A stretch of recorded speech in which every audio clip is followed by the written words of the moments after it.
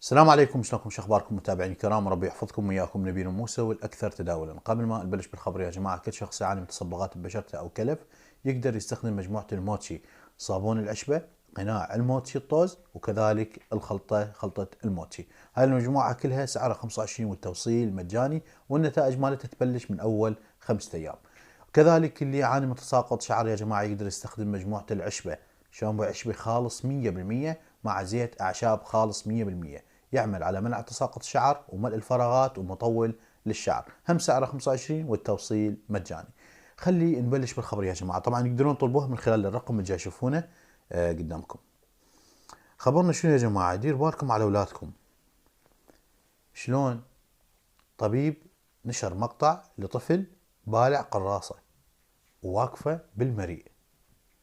خلي نشوف المقطع سويا انا وياكم وتكتبون لنا رايكم بالتعليقات.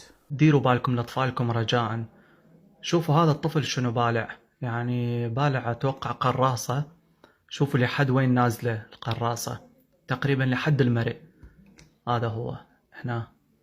فديروا بالكم وكونوا حريصين دائما لأطفالكم بالبيت من يخلون شي بحالكم. يعني هسه هذا نحن راح نسوي له عملية جراحية على مود نستخرج المرئ.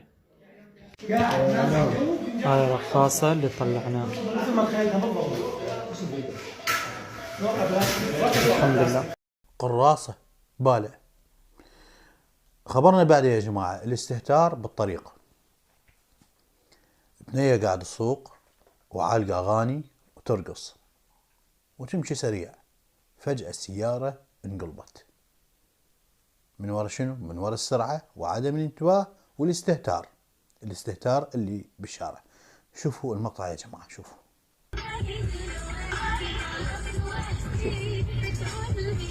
شوف قاعد تغني وترقص. شوف خلي تفيدش الرقصة.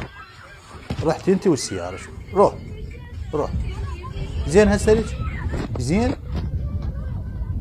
والنبى مصعده وياها عائله كامله، لكن يقولون الحمد لله وشكر ان هم ما ميتين يعني، بس متكسرين. بس ليش السرعه وليش هالاغاني بالشارع؟